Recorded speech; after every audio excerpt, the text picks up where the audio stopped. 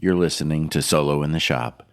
Today's episode is all about company growth. If you run a business out of your solo shop, what does growth look like for you? We'll discuss that and strategies to get there. Let's go.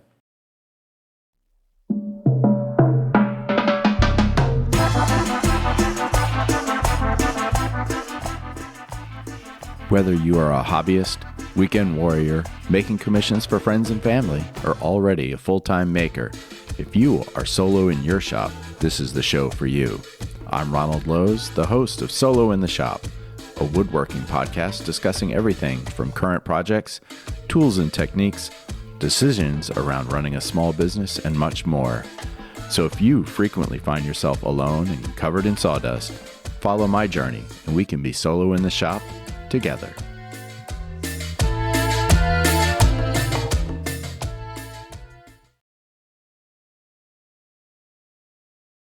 I'm excited to talk about today's topic, growth.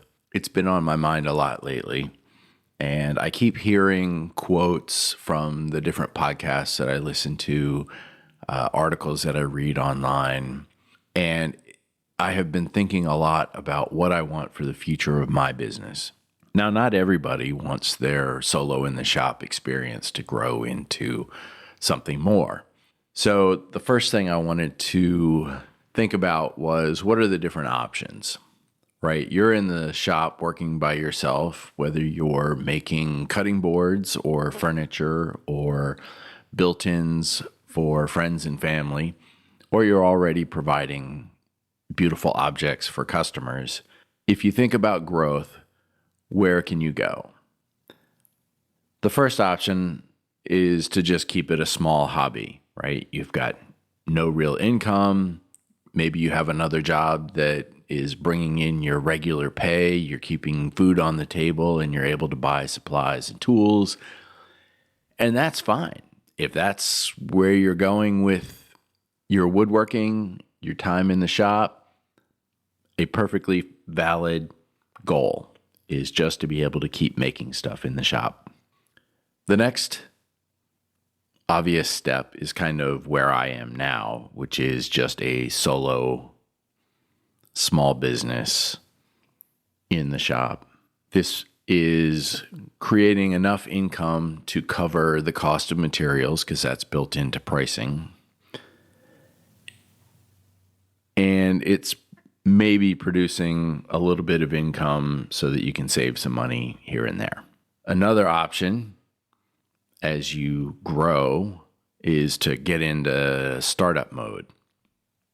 Now we're talking about bigger expenses, but the potential for larger income. You're talking about employees and having to pay for benefits. Maybe you have a physical storefront or showroom in addition to the shop. That first employee becomes 2 employees or 5 employees or 10 employees. I believe that startup sized business is ambitious and probably almost just as satisfying as a successful solo enterprise. From everything I've listened to and read, it's tempting to add employees as 1099 consultants, really. And while that is the least burdensome on you as a business owner, it's not very favorable for the employees. One, it's not a good long-term solution for them because it's just hourly wage, and if they don't work, they don't get paid, and they don't have benefits and things like that. But they also likely are not saving enough of their income to cover taxes, Social Security, and other obligations that when you have the money in your bank account, it's hard to think about and consider, hey, I've got to pay taxes at the end of the year, or if you're smart, end of the quarter. And that's putting the burden on the employee. And as an employer, just like you want to take care of customers, you should take care of employees. So it's probably worth making the decision to add employees when you know that you have the, I'll call it momentum, to afford to really bring on a regular W-2 type employee. Hopefully having full-time employees allows you to produce more, to keep on the schedule, and really grow your business and allow you to focus on the areas of your business that you love, whether that's the sales part, marketing, running the business, doing the accounting, managing marketing, working with suppliers, finding business partners, things like that. Or if you just want to be hands-on in the shop with your employees, giving guidance, acting as a mentor, you have so many more options when you have employees there to help you. And for sure, the employees can do a lot of sanding. The next step from there is big company. Do you want to build your startup into something that has perhaps multiple locations, has shipping arrangements so that you can serve not only your local area, but the whole country or even the whole world? That's ambitious, and many people have done it. My guess is you're listening to Solo in the Shop, and becoming an Ashley Furniture or a Thomasville is not the goal. But it is one of the options for growth. For each of these different company sizes, I'll mention that having systems in place for managing the sales cycle and the production cycle, and hopefully you have an accountant and bookkeeping, but if not, then you need a system for keeping track of your expenses and your income. And having those systems in place and having somebody to manage those systems is one of the keys to growing any business. And in fact, one of the reasons you may want to grow a business is to start thinking about an ultimate exit strategy, whether that is leaving the company to one of your employees, selling it to another company, leaving it to family, at some point selling your business. And in order to do that, you have to have systems in place. Somebody needs to be able to not just buy your email list and your customer base, but to be able to buy a functioning company that has systems that allow the company to operate without you and to operate in the way that your company is known for operating. So those are several options for growing a business. Now there's one that I'm thinking about for myself that I haven't mentioned. So between the small business, which has the small income that covers the cost of goods, and a startup, which has, let's say, one or two employees and maybe a physical showroom, there's a little area that I like to call the small and mighty. It's still a small business, but it feels bigger. It is getting more income, more customers, more loyalty, repeat business. And that, for me, is where I am trying to grow. My small shop is in New Hampshire. And as I started thinking about growth, because my customer calls have been ramping up lately, I was thinking, should I change the name of my company, which is Handmade by Ronald Lowe's, into something more generic and something that sounds bigger? And I was thinking something along the lines of New England Custom Tables or New England Table Company, only because I really don't want to make chairs. And I realized that that is kind of the opposite of what I want. I could, and maybe that would get lots of business because it would be a very clear name and attract, it's got SEO built into it. But I feel like what's working for me is the personal brand. It's me putting my name on the things that I build and my customers appreciating the quality and coming back, spreading the word. And that's what I want to continue. Even if I end up having to bring on an employee or two I would probably still want to keep that personal feel because that is my unique value. Another quote that I've heard recently, and I believe I heard it attributed to George Lucas, was stay small, be the best, and don't lose money. And the more I thought about that, the more I thought I could reimagine that quote to be stay small, offer the best value, and don't lose money. And don't lose money is just make sure that what I'm selling things for covers my entire cost and a little bit more for making a profit. So that means I need to have a grip on what my overhead cost is and what my hourly rate that I want to make is and how long each step in building something is going to take. And I factor in all of that with the material cost and make sure that I'm making money. If a project doesn't make sense financially for me or for you, don't do it. We're not in the business of losing money. We're in the business of business. When I think about providing the best value, I think about the definition of value, which to me is just this abstract mathematical formula of quality divided by price. I can make something really crappy and charge something for it, and that would result in a pretty low value to the customer. But I believe a customer is looking for the right price for surprisingly astounding quality. And so my goal is always to over-deliver on quality. The people that I have learned from have inspired me and instilled in me a need to produce things that are elegant. And by elegant, I mean simple looking, but perhaps complicated to make. You want to hide how much effort went into making something look just right. It shouldn't have tool marks and screw holes and things like that. It needs to look amazing, no matter how much work it takes to make it look clean.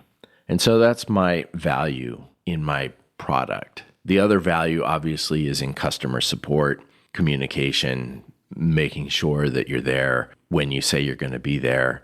Good communication as far as this is when I'm going to start, this is when I'm going to give you updates, this is when I'm going to deliver. These are all value measurements that customers will have.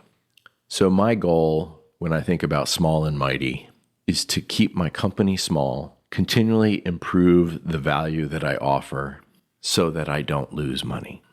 So when I think about growth, growth can mean bigger in terms of making a bigger company, or it can just mean better. Can you stay small but still be growing? Can you improve your skills? Can you grow financially? Can you improve on quality and price? And I don't mean can you drive the price down. I mean can you drive the price up because your reputation and your quality have increased to the point where there is demand for what you're making. Within your specialty, within the niche of things that you are going to make in your shop, can you drive to be a small but mighty player in the market that you are serving? Growth is not one size fits all. Everyone needs to look at their abilities, their needs, and their goals and take steps to reach those goals. So what are some of the methods for growing your business? Now, some of these may seem obvious. The first one is word of mouth and testimonials. Having your customers become advocates of your company is one, free, and two, powerful. Nothing sells your business more than satisfied customers who want to tell your story. I've been lucky enough that many of my customers are spreading the word, are leaving reviews, that are talking to their friends, are asking me for business cards so that they can hand them out to their neighbors and say, check this out. When you need a table, when you need this done, call Ron. And you can't beat free. The second one is to think about your branding. Now, branding is not just the logo for your business or the name of your company. Branding is the story of your company. and the personality behind it. As you market your company, it's important to not just say, I'm Ron and I make tables. It's way more important to say, I'm Ron, I live in New Hampshire. I'm a retired software engineer. I grew up in a military family with a woodshop being a constant everywhere I went. I learned skills with tools from my father, from small jobs, doing home repairs, side work, and then ultimately apprenticeships, and then starting my own business. Having a story, having personality, making your business human is so much more important than just spreading the name of your company. People buy people. They don't buy companies. You want to make it personal. Again, that kind of branding is free. You may have to pay for a logo or for someone to come up with a good company name for you, to get your color schemes right, to make business cards and flyers and things like that. But your story and your personality is free and attracts customers more than all of the other stuff combined. Another way to grow your business is to intentionally network. For me, that is one, there is a woodworking guild in New Hampshire that I am a member of, and I try to be active, participate in different events, meet people, go to small sessions in other people's shops. And in fact, I'm hosting a session at my shop at the end of this month to introduce people to the Shaper Origin, which I love, but I know that most of the people in my woodworking guild don't have one and have questions and general curiosity about. So I'm looking forward to that. Attend trade shows, whether it's a carpentry show, a tool expo, anything where you can talk to different companies and get a conversation going, make those connections. And then obviously, I'm going to say, go to Workbench Con. It's a little pricey. You got to go to Atlanta. But if you're trying to grow your business, especially if you're doing anything online, Workbench Con is the pinnacle of maker conferences that you need to attend. The next thing to help grow your business is managing your online presence, social media. This is an area that I've had mixed success. A lot of makers sell on Etsy, and I had no luck at all with that. Now, part of this is probably because I didn't want to focus my business on making cutting boards and small house goods. And I think it's hard to sell a very high-end dining table on Etsy. Maybe people are doing it.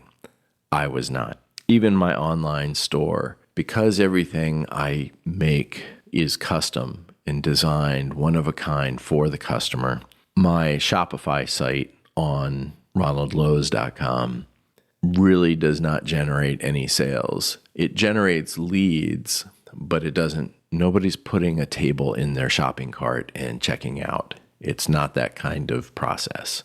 I would love to do better on Pinterest. I do a ton on Instagram, Facebook, and even TikTok, but I feel like TikTok isn't reaching my target audience, so it's probably not worth as much to me to keep making content on TikTok. Obviously, finding collaborators and partnerships, whether it's businesses that make products that you use, whether it's, sandpaper, dust collection, hardware, glue, if you use epoxy, epoxy, whether it's super clear, total boat, ecopoxy, the different pigments, there are people to partner with that as your reputation and your social media gets large enough, there are opportunities there to generate income, and which kind of snowballs into more growth. And the last thing is targeted advertising.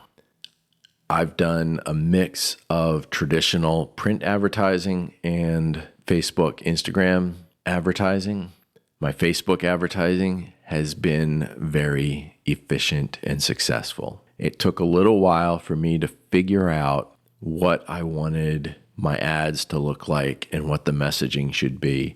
But the great thing about Facebook advertising is you can set a very short time frame and a very low budget. You can spend $5 and test an ad, and you'll get more than nothing for your $5, but you'll at the very least get information about what's working and what's not. And you can turn your ads on and off very quickly. So even before your $5 is up, if it's just not working, you can shut it off and iterate. My print advertising has been in a local magazine, and I would say I paid too much and have not seen the results from that. And I do feel that while I thought it was going to be a great avenue for me, there were people that I knew that were in that publication.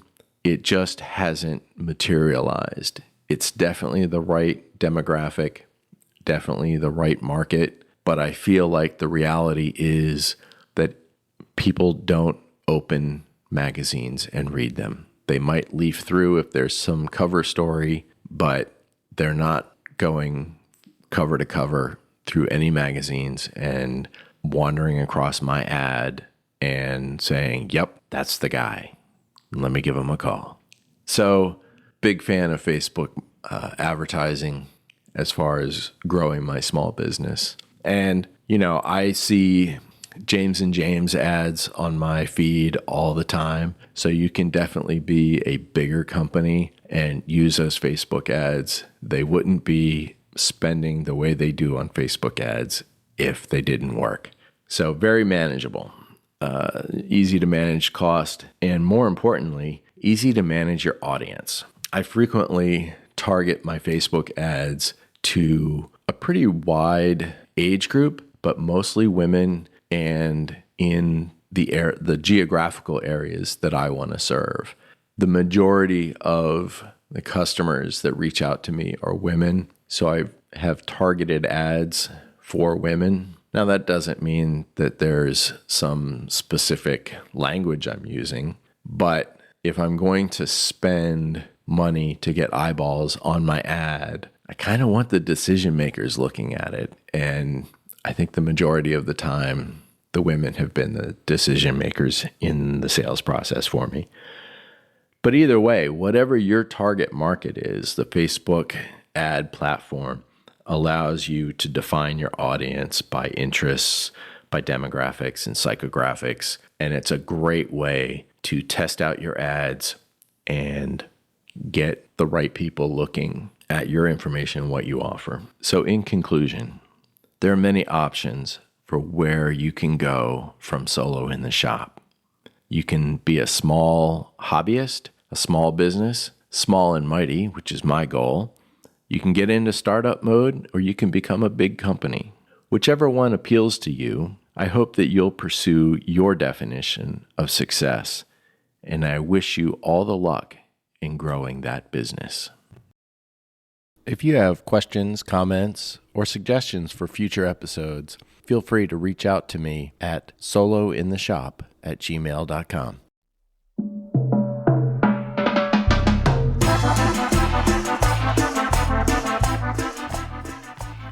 Thank you for listening to today's episode.